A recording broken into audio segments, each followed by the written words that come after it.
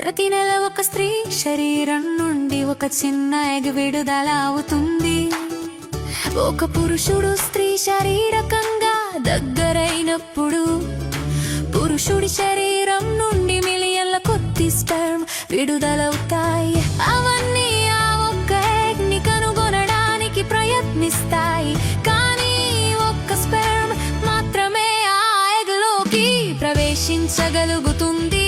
ఆ స్పెర్మ్ లోపలికి ప్రవేశించిన వెంటనే మరే ఇతర స్పెర్మ్ లోపలికి రాకుండా ఉండేందుకు ఎగ్ వెంటనే తన చుట్టూ తానే మూసుకుపోతుంది.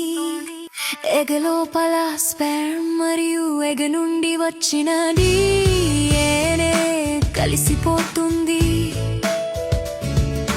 సరిగ్గా క్షణంలోనే ఫెర్టిలైజేషన్ జరుగుతుంది. ఇది శిశువు యొక్క ప్రారంభం. అప్పుడు ఫెర్టిలైజ్డ్ ఎగ్ గర్భాశయం వైపుకు ఫెలోపియన్ ట్యూబ్ గుండా ప్రయాణించడం ప్రారంభిస్తుంది. కొన్ని రోజుల తర్వాత ఎగ్ చిన్న కణాల సమూహంగా మారుతుంది. దాన్ని బ్లాస్టోకిస్ట్ అంటారు.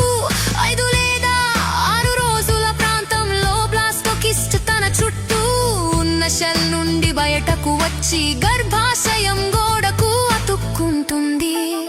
దీనిని ఇంప్లాంటేషన్ అంటారు. అప్పుడే శిశువు యొక్క అసలైన పెరుగుదల ప్రారంభమవుతుంది. 9 నుంచి 12 వారాల వరకు దానికి గుండె, మెదడు, వెన్నెముక, చేతులు, కాళ్ళు స్పష్టంగా ఏర్పడతాయి. లోపలి అవయవాలు పనిచేయడం మొదలు పెడతాయి.